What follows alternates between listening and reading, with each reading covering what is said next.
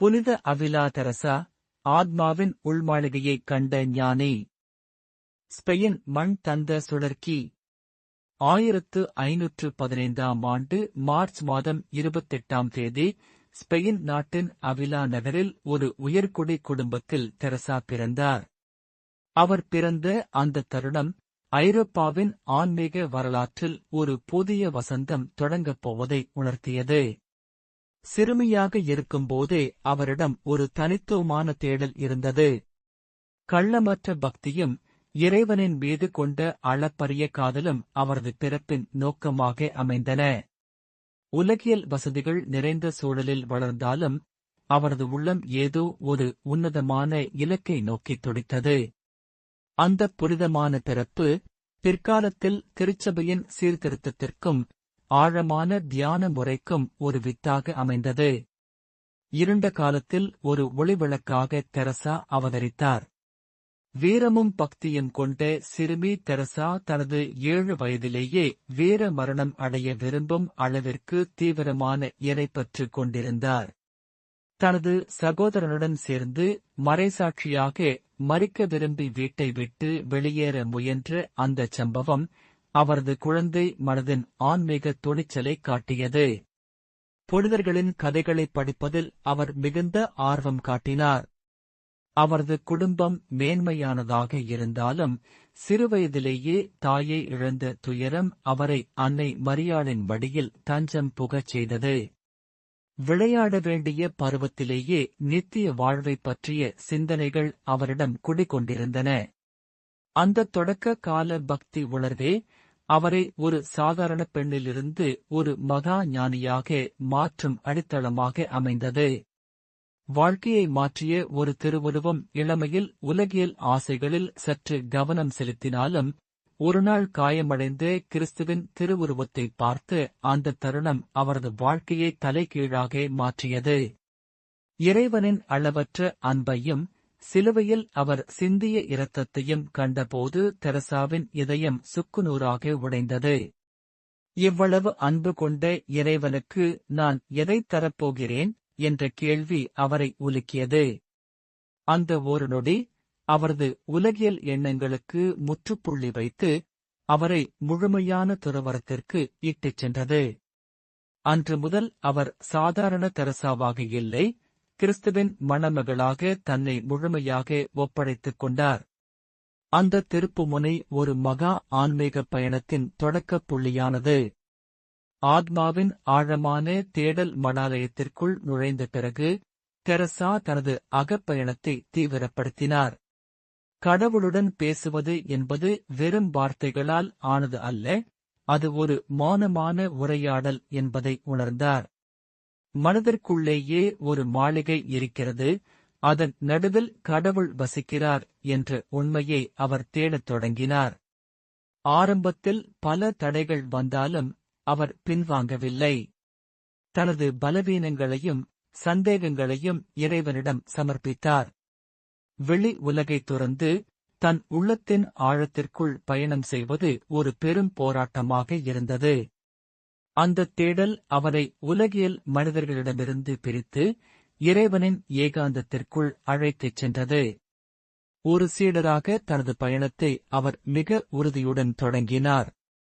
வழிகாட்டியாக வந்த சிலுவை யோவான் புனித தெரசாவிற்கு முறையான தியான முறைகளை கற்பிக்கவும் மடாலய சீர்திருத்தங்களில் துணையாக இருக்கவும் புனித சிலுவை Yovan street John of the Cross எனும் மகா ஞானி குருவாகவும் நண்பராகவும் அமைந்தார். இருவரது சந்திப்பும் ஆன்மீக வரலாற்றில் ஒரு பொற்காலம். குருவின் வழிகாட்டுதலால் தெரசா தனது அகப்போராட்டங்களை கடந்து செல்லக் கற்றார். தியானத்தின் நுணுக்கங்களையும் ஆத்மாவின் மேலான நிலைகளையும் அவர்கள் இணைந்து விவாதித்தனர். ஒரு பெண்ணாக இருந்தாலும் ஒரு மகா ஞானியிடம் இருந்து ஞானத்தை பெற்று அதையே உலகிற்கு போதிக்கும் ஆற்றலை அவர் பெற்றார். குருவருளும் திருவருளும் ஒன்றாகச் சேர்ந்து அந்த தருணம் தெரசாவை ஒரு முழுமையான மறைவல்லுனராக மாற்றியது. 20 ஆண்டுகால தவப் பயணம் தெரசா சுமார் 20 ஆண்டுகளுக்கும் மேலாக நோய்களாலும் ஆன்மீக வறட்சியாலும் அவதிப்பட்டார். ஆனால் அந்த வலிகளையே அவர் தவமாக மாற்றினார். படுக்கையிலேயே கிடந்த போதும் அவர் தியானத்தை ஒருபோதும் கைவிடவில்லை. கடவுள் எங்கே இருக்கிறார்? அவரை எப்படி அடைவது என்ற தேடல் அவரை அலைக்கழித்தது. ஸ்பெயினின் பல பகுதிகளுக்கு பயணம் செய்து சீரழிந்து கிடந்த மடாலயங்களை சீர்திருத்தினார். அந்த நீண்ட பயணத்தில் அவர் சந்தித்த அவமானங்களும் எதிர்ப்புகளும் அவரது தவத்தின் வலிமையை அதிகரித்தன. அவர் ஒரு இடத்திலும் நிலையாக தங்காமல் இறைவனின் அன்பை பரப்புவதையே தனது வாழ்நாள் லட்சியமாகக் கொண்டார். அந்த பயணமே அவரை ஒரு பழுத்த ஞானியாக்கியது. தியானக் கனலில் உருகிய ஆத்மா புனித தெரசாவின் தவம் என்பது அன்பின் உச்சகட்டம்.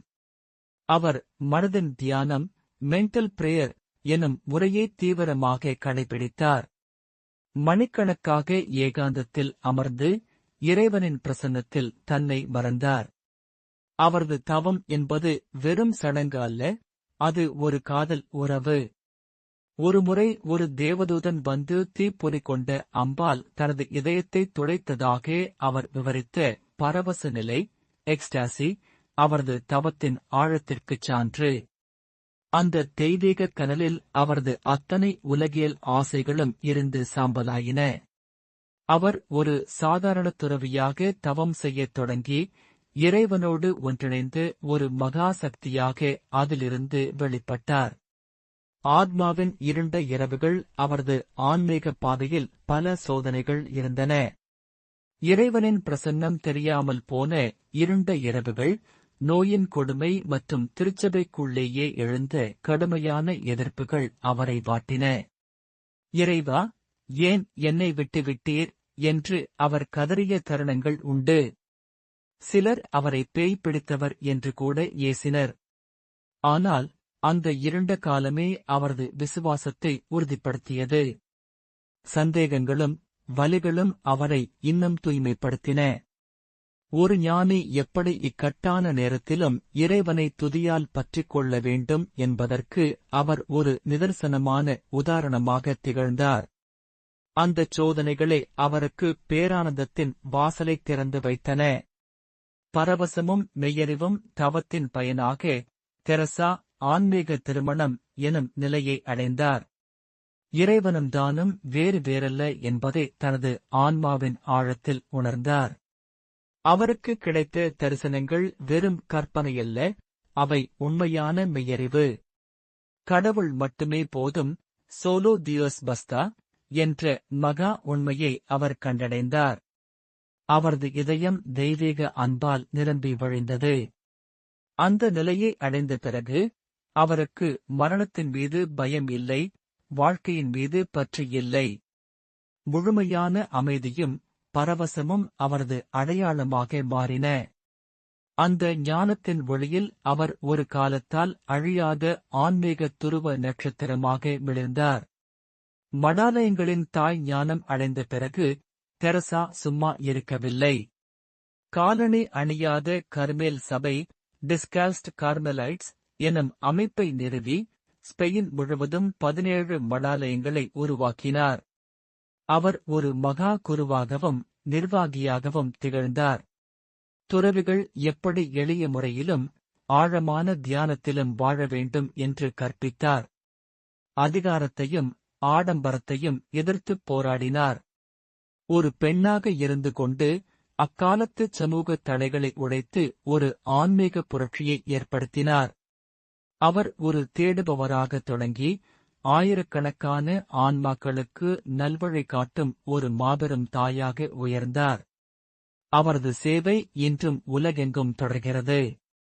அன்பே தர்மம் எனும் போதனை புனித தெரசாவின் போதனைகள் மிக எளிமையானவை, ஆனால் சக்தி வாய்ந்தவை.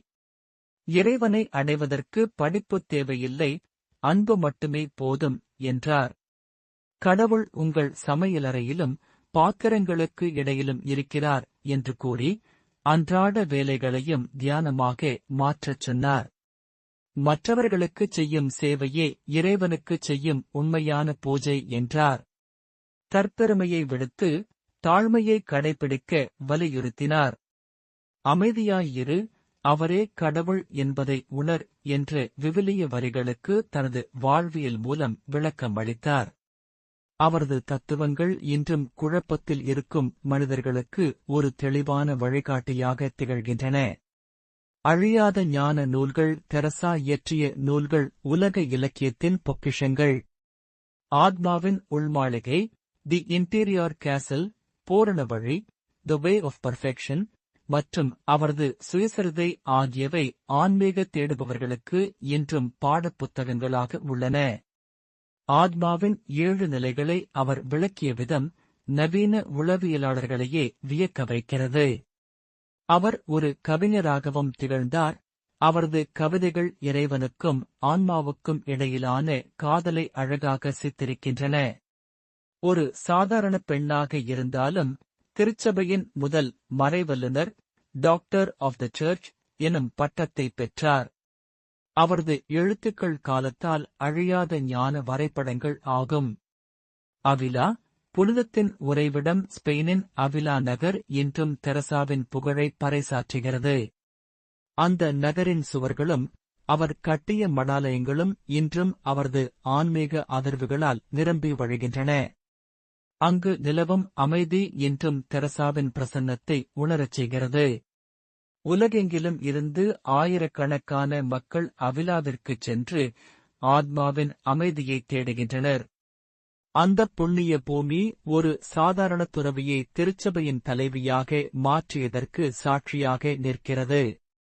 அங்கே இன்றும் தெரசாவின் கருணையும் அவரது தியான முறையும் அலை அலையாக பரப்பிக் கொண்டிருக்கிறது. அது வெறும் ஊரல்ல, அது ஒரு ஞானத்தின் ஊற்று. நித்திய வாழ்வியல் பிரவேசம். 1582 ஆண்டு அக்டோபர் மாதம் 4ஆம் தேதி புனித தெரசா தனது இறுதிப் பயணத்தை தொடங்கினார். இறைவா, நான் உமது சபையின் மகள் என்று கூறி மிகுந்த அமைதியுடன் தனது ஆத்மாவை இறைவனிடம் ஒப்படைத்தார். அவர் மறையவில்லை, ஒரு மகா சக்தியாக பிரபஞ்சத்தோடு கரைந்து போனார். அவரது உடல் இன்றும் அழியாமல் இருப்பதாகவும் அவரது இதயத்தில் அந்த தெய்வீக காயம் இன்றும் காணப்படுவதாகவும் நம்பப்படுகிறது. ஒரு மகா ஞானி எப்படி தனது வாழ்வை நிறைவு செய்ய வேண்டும் என்பதற்கு அவரது இறுதி நாட்கள் ஒரு சிறந்த உதாரணம். மரணத்தை ஒரு பரிசாக கருதி ஏற்ற அந்த மகாத்மா இன்றும் நம் இதயங்களில் வாழ்கிறார். காலத்தை வென்ற மகா மந்திரங்கள். எதுவும் உன்னை அலைக்கழிக்க வேண்டாம், எதுவும் உன்னை அஞ்ச வைக்க வேண்டாம். கடவுள் மட்டுமே போதும். அன்பே எல்லாவற்றையும் சாதிக்கும். வாழ்க்கை என்பது ஒரு சத்திரத்தில் தங்கும் ஒரு இரவு போன்றது. உன் ஆன்மா ஒரு மாளிகை, அதற்குள் நுழை. இந்த மகத்தான புனிதையின் பாதையை பின்பற்றுவோம். உள்ளத்தின் அமைதியை தேடுவோம், அன்பை பரப்புவோம். தொடக்கக் குரல். ஹுக் சோகஸ்மெய்லி சகல வசதிகளையும் துறந்து தனது ஆத்மாவிற்குள்ளேயே ஒரு மகா மாளிகையைக் கண்டறிந்து கடவுளோடு நேருக்கு நேர் உரையாடிய ஒரு வீர மங்கையின் கதை உங்களுக்குத் தெரியுமா? முடிவுரை. க்ளோசிங். சோகஸ்மெய்லி புனித அவிலா தெரசா ஒரு துறவி மட்டுமல்ல, அவர் நம் மன இருளைப் போக்கி இறைவனின் அன்பை உணரச் செய்த ஒரு ஆன்மீகப் பேருளை.